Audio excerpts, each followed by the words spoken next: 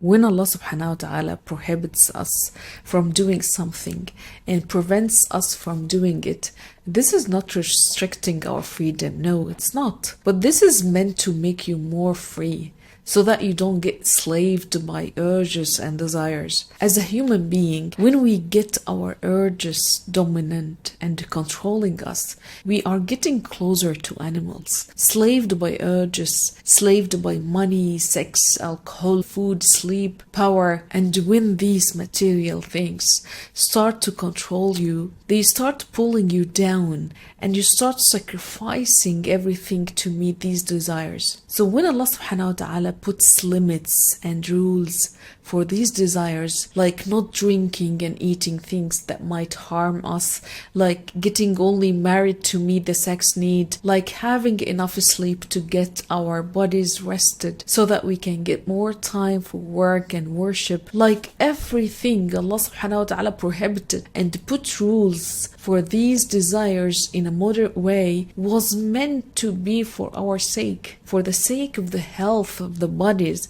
and for the sake of elevating the spirit and the mind, to give yourself freedom to ponder and meditate in a different way, which has a great enjoyment more than the material desires of the body. And because He created us like this, differentiating us from the other creatures with the spirit and the mind, the highest and the most valuable thing is becoming to control the self and controlling your urges. As Allah subhanahu wa ta'ala stated this difference between us and the other creatures in Surah Al-Baqarah by saying وَعَلَّمَ آدَمَ الْأَسْمَاءَ كُلَّهَا, and He taught Adam all of the names, and then He showed the same names to the angels and said, inform me of the names of these if you are truthful.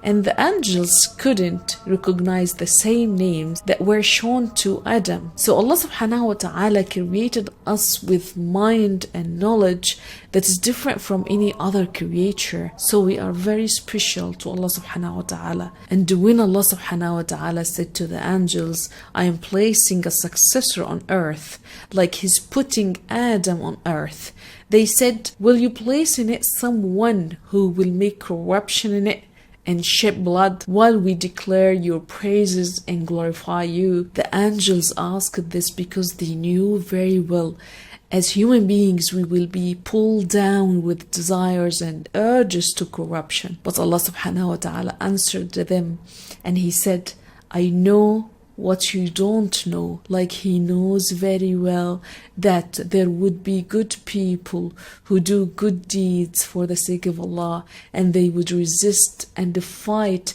their desires, and they would be feeding their mind and spirit as well. That's why He created the human being, for filtering those good ones who are with a strong resilience.